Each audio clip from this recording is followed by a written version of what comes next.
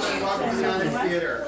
We're very proud to have David Alba here tonight, and he is going to provide you with at least an hour and a half of great entertainment. Oh. He is a marvelous performer.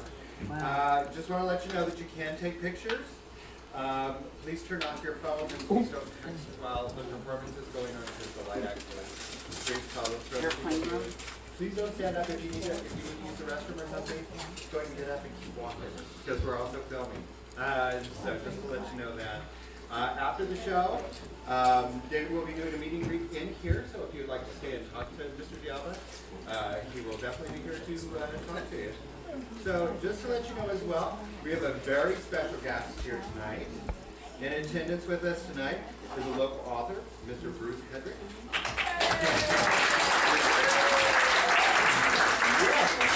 His memoir,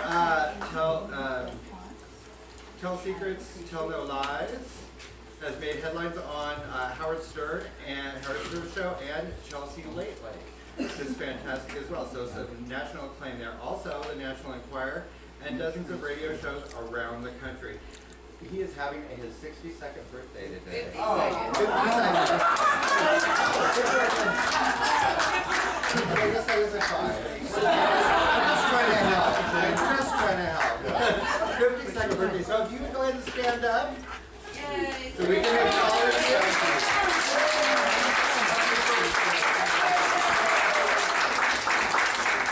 All right, so without further ado, Mr. David D'Alba.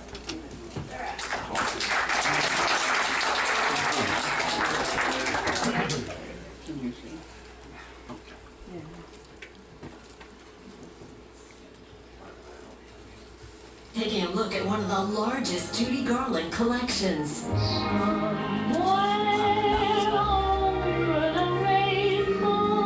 Our exclusive look inside, plus what the owner claims is her most prized possession.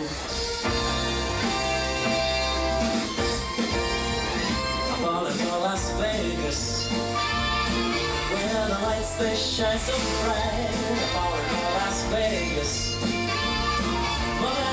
It's a way of life, falling for Las Vegas. Not one dream is out of sight. It's so plain to see. She's been good to me, yeah. My lovely Las Vegas tonight. It's considered one of the most extensive Judy Garland memorabilia collections, and it's right here in Las Vegas. Yeah, Morris Maria Silva introduces us to the collector, plus these special shoes that he calls his most prized possession.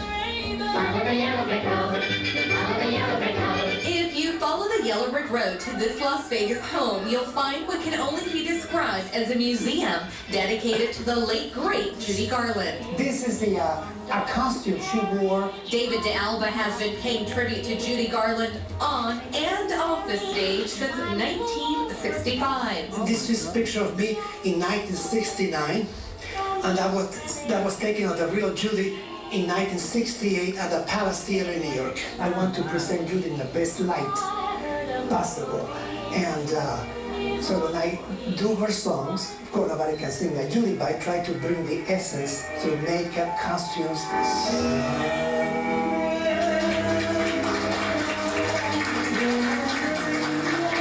Mr. D'Alba proud to say he did get to meet his idol. One of the things that Judy said to me when I met her, and this was 8 months before she passed away, when she found out I did her act on stage, she says, "Do you like me that much?" And she looked just like little Dorothy. One of Mr. D'Alba's most prized possessions are these beautiful shoes worn by Miss Judy Garland during the filming of her very last film, I Could Go On Singing. And no Judy Garland collection would be complete without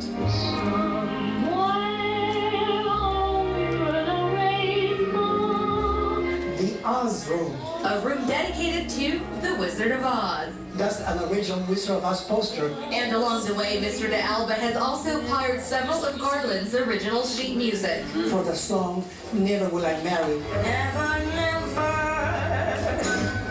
will I marry.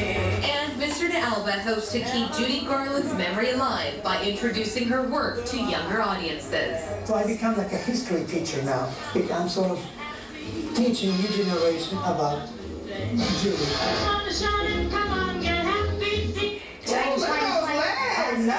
She's an American original, fantastic singer. Yeah, wow. Guys, a fun fact, Judy Garland married her fourth husband here in Vegas, November 14th, 1965. It was in the time capsule, so I know. You can catch David Alba on stage. His show Dorothy, The Late Years, a live tribute to Judy Garland, is playing at the Onyx Theater this November 24th. Well, guys, it was a great...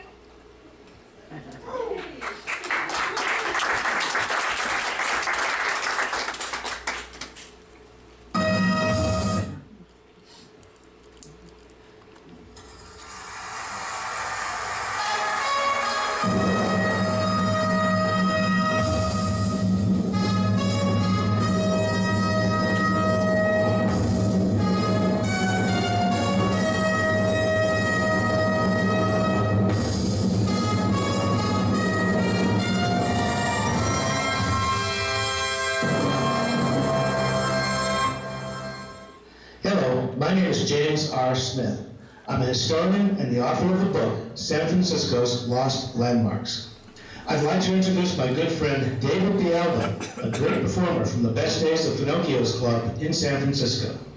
Now, most folks think female impersonators were a novelty cooked up in 1960s North Beach.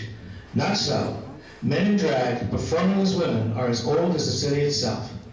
San Francisco, a sleepy little Spanish-American village, exploded with the gold rush in 1849. Men arrived by the thousands daily, some heading for the gold fields of the Sierra, and some opening shops and businesses in the burgeoning city. Pockets quickly jingled with gold. Leaving behind their wives, mothers, and preachers, men found no reason to adhere to their Eastern rigid morality.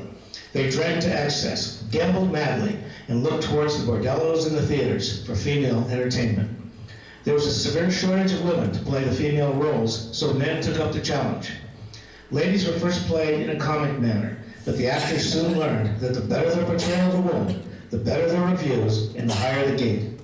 Men learned to dress, walk, talk, and sing as women, and their audience took them seriously.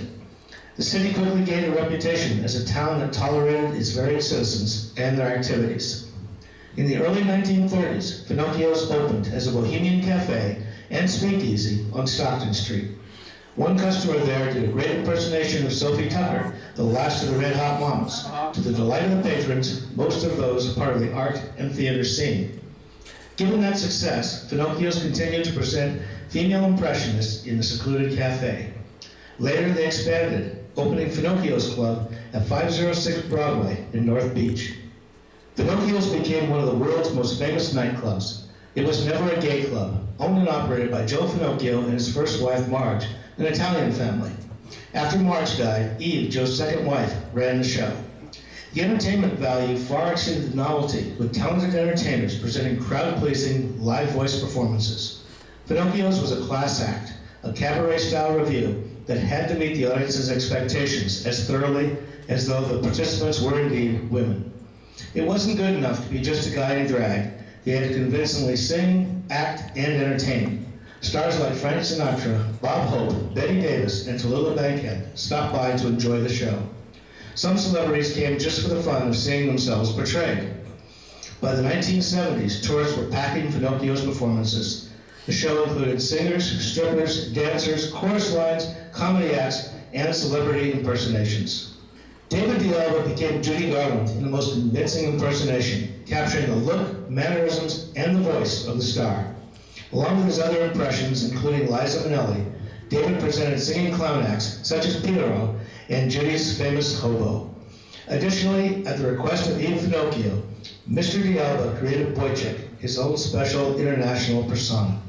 A Latin flirt, Boychik sang in both Spanish and English, bringing new life to well-known Latin songs, endearing him to both cultures. Finocchio's gave its last performance on November 27, 1999, when the Finocchio family could no longer afford to renew their lease. Through the years, more real stars walked out onto Pinocchio's stage than can possibly be listed. David de Alba is the last active performer from Finocchio's, still belting out the sounds, keeping Judy and Boychik, as well as the spirit of Finocchio's, alive. Interest remains in the man who brought the image and the voice of Judy Garland to life in San Francisco. His award-winning website, daviddealba.com, highlights Mr. de Alba's career. CD and DVD recordings, including some created live at Finocchio's, are available through his site. David also contributed his recollections of Finocchio's to my book, San Francisco's Lost Landmarks. Listening to David sing and watching him perform live is like stepping back to the great days of that club. With all that being said, allow me to introduce you to David de Alba, the Cuban legend.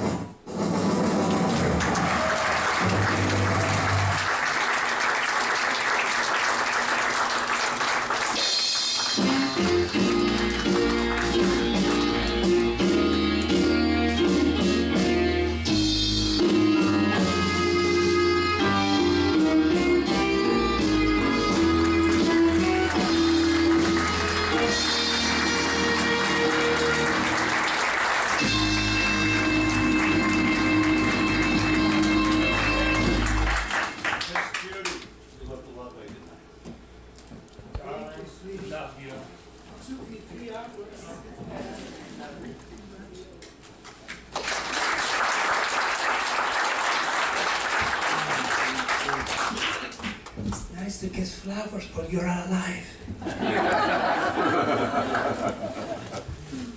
Okay, Mort, hit it. I'm so nervous with many new people here. My goodness. This is a song that Judy did in her last movie, I Could Go On Singing.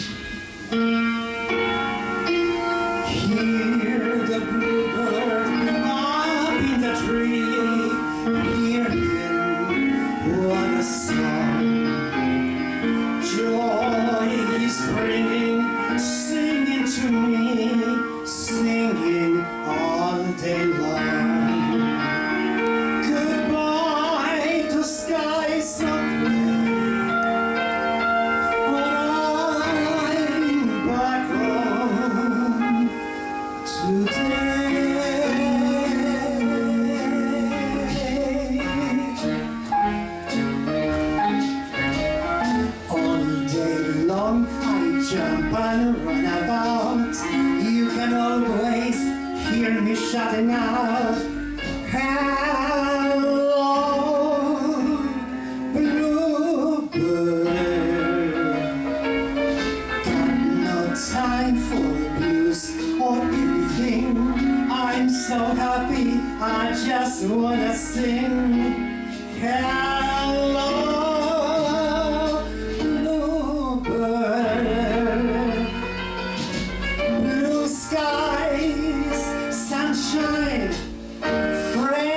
that are real, old folks, sweetheart, oh, how I feel.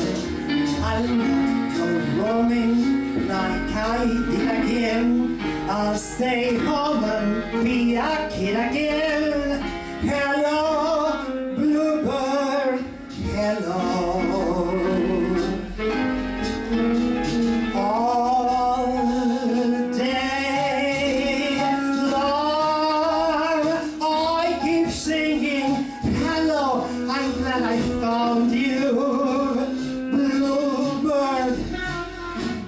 Yourself a home, no more blues. Just because I'm happy when I'm around you, bluebird. No more need to roam up above. The sun is shining, the world is ideal. I just can't describe this marvelous way that I feel with nothing but the blue skies ahead. What a rosy future lies ahead. Thank you, Bluebird.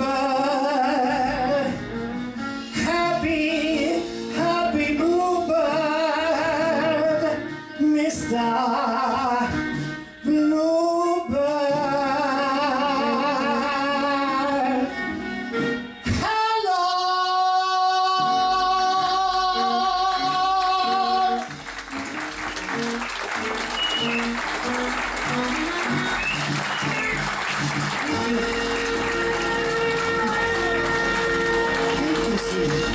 Oh my God! Where were you the rest of the year when I needed you? Okay, another one now. A quiet one. From Summer Stock. If you feel like singing, sing. Tra-la-la, your cares away. There's something about giving out with a song makes you belong. Helps you to find a peace of mind for them. If you feel like having fun, da-da-dee-da-dee-da-da.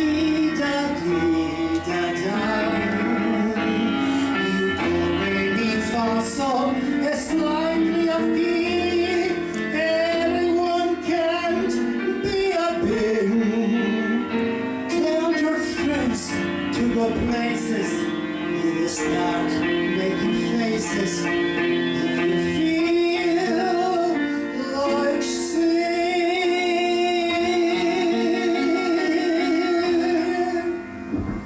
how could I ignore the boy next door? I love you more than I can say. Does he try to please me? Does he even tease me?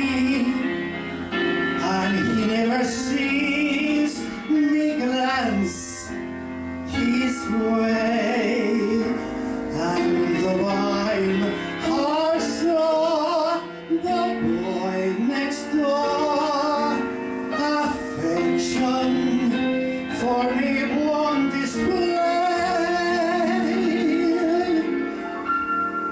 I just adore him, for I can't ignore him.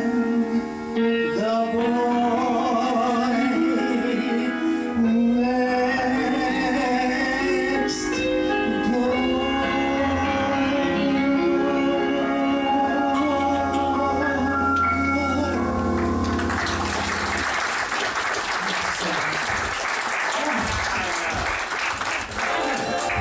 I'm going to do some changes for costume. Let me drink a bit of water. This is not to get drunk. This one is too hot. I have to change a lot of costumes so you can see something pretty.